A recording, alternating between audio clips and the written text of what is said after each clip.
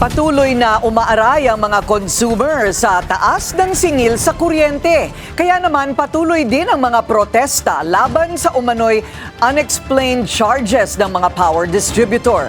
Narito ang agenda report ni Che Sulit live mula sa Commonwealth Avenue sa Quezon City.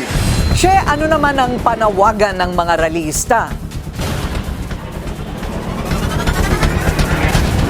Corina, 2 kilos protesta nga ang nangyari ngayong linggo sa gitna ng pagbaha ng mga reklamo hinggil sa mataas na singil sa kuryente.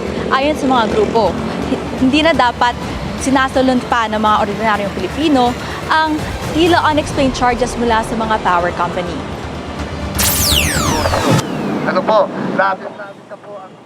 Itigil na ang pagpapasa sa mga consumer ng bigat ng pagsirit ng singil sa kuryente. Yan ang panawagan ng mga advocacy group na nagprotesta sa harap ng isang Meralco Business Center sa Quezon City. Muling nanawagan ang akbayan, sentro ng mga nagkakaisa at progresibong manggagawa, kasama ang iba pang mga Meralco customer, na agarang aksyonan ng mga opisyal at otoridad ang mahal na singil sa kuryente. Hiling din ng mga grupo, palawigin na ang suspension sa service disconnection. Maraming pamilyang Pilipino pa kasi ang nahihirapang bayaran ang sinisingil ng mga distribution utility. Giit din nila, isulong na ang masusing investigasyon sa Kongreso. Dapat daw suriin ng mga mambabatas ang umano'y questionableng dagdag singil sa billing. Yung kuryente po ay isa sa mga main necessity po ng mga ordinaryong pamilyang Pilipino at nagbabayad po tayo ng napakalaki at hindi po dapat muli yung mga manggagawa natin yung pumapasa nito. Ito na ang ikalawang protestang isinagawa ngayong linggo.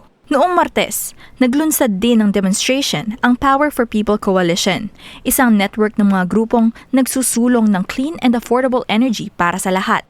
The pass-through needs to be addressed.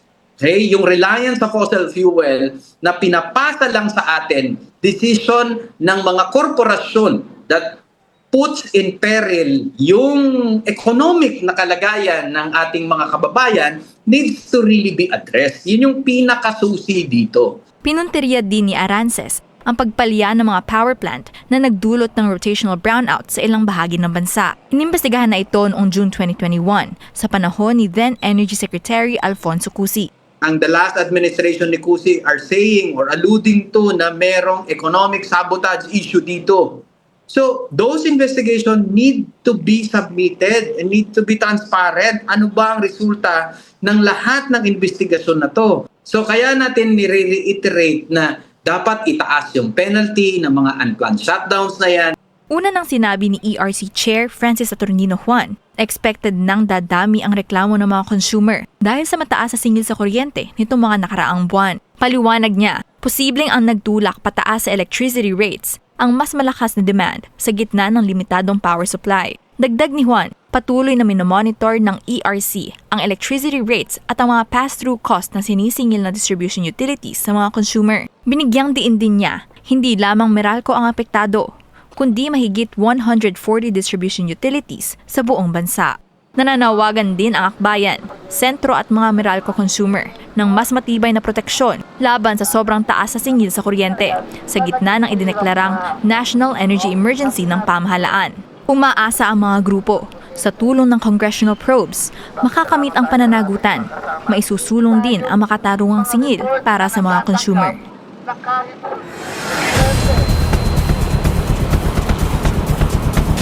Corina, sinabi nga ni Arances na sana sa paparating na SONA ni PBBM ay mabigyan pa ng spotlight ang issue ng mahal na electricity bills.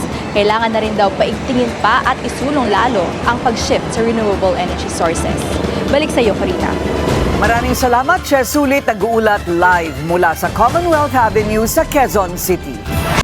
Manatiling nakatutok sa Bilyonaryo News Channel. Sumubaybay sa aming social media accounts at mag-subscribe sa aming YouTube channel para sa mga bago at eksklusibong balita.